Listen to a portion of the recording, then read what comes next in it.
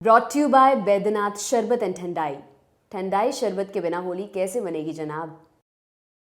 चुनावी साल में तैयारियों के लिए सभी पार्टियों के बड़े नेता मैदान में मोर्चा संभाल चुके हैं। सबके अपने दावे और अपनी बातें हैं, लेकिन इन वादों और दावों में कितना सच कितना झूठ है, इसका फैसला जनता की अदालत में होगा। जनता जब अपने वोट से फैसला सुनाती है तो इन दावों और वादों का सारा सच और सारा झूठ सबके सामने होता है। लेकिन इन सारी बातों का जिक्र आज हम क्यों कर रहे हैं? जिक्र इसलिए हो रहा है क्योंकि दिल्ली हाईकोर्ट ने आज एक मामले की सुनवाई के दौरान इसी से मिलती जुलती एक अहम और गंभीर बात कही है। दिल्ली हाईकोर्ट ने कहा कि कोई गुमराह करेगा तो कोई नेतृत्व करेगा, लेकिन फैसला लोग लेंगे। भारतीय वोटरों को कम मत आकिए, लोगों को फैसला लेने दीजिए। वोटर अच्छे से जानते कि कौन सच बोल रहा है और कौन झूठ बोल रहा है।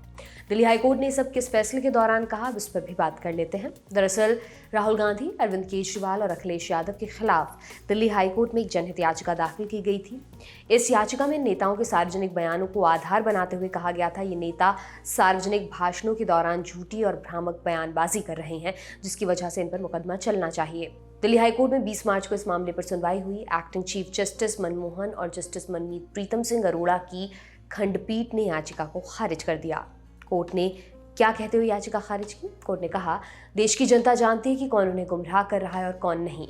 ये फैसला लोगों को लेने दीजिए, भारत के मतदाताओं को कम मत आंकिए। एक्टिंग चीफ जस्टिस मनमोहन ने कहा कि अगर कोई उद्योगपति या कोई अन्य विपक्षी नेताओं के बयान से परेशान है तो उनके पास अदालत का रुख करने और जरूरी कार्रवाई करने का साधन है।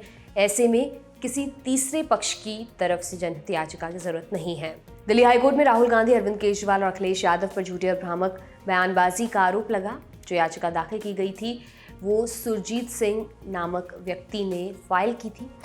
लाइव लॉ की रिपोर्ट के मुताबिक सुरजीत सिंह का आरोप था कि वह केंद्र सरकार द्वारा कुछ उद्योगपतियों के 15 या 16 लाख करोड़ रुपए के कथित ऋण माफ करने के संबंध में 3 नेताओं की ओर से कथित तौर पर दिए गए झूठे बयानों से आहत है। उन्होंने आगे आरोप लगाया कि ऐसे बयानों से भारत की नकारात्मक छवि बनी और देश के साथ साथ केंद्र सरकार की विश्वसनीयता भी कम हुई है।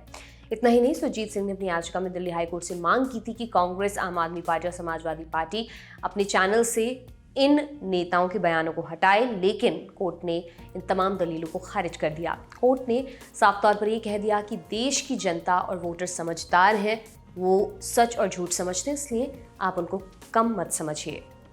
चुनावी साल है, अगले महीने से लोकसभा चुनाव के लिए अलग अलग राज्यों में अलग अलग चरणों में वोटिंग भी शुरू हो जाएगी। इस बीच खूब चुनावी रंग रहेगा, नेता जमकर रैली करेंगे और रैलियों में अपने अपने विरोधी दलों पर कभी आरोप लगाएंगे, कभी तंज कर मजाक बनाएंगे। लेकिन ये जनता है जो सब जानती है और सब परखती भी है, इसलिए वोटर जब वोटों के तराजू पर नेताओं के वादों और दावों को तोलता है तो ईवीएम का दबा हर बटन लोकतंत्र के लिए निर्णायक हो जाता है। आप चुनावी साल में नेताओं की बातों और वादों पर क्या सोचते हैं, हमें कमेंट करके जरूर बताइए। आपके लिए खबर लिखी थी मेरी साथी सुप्रिया ने। मैं हूं दिव्यांशी सुमराव। आप देखते रहिए दी लल्लन टॉप। बहुत बहुत शुक्रिया।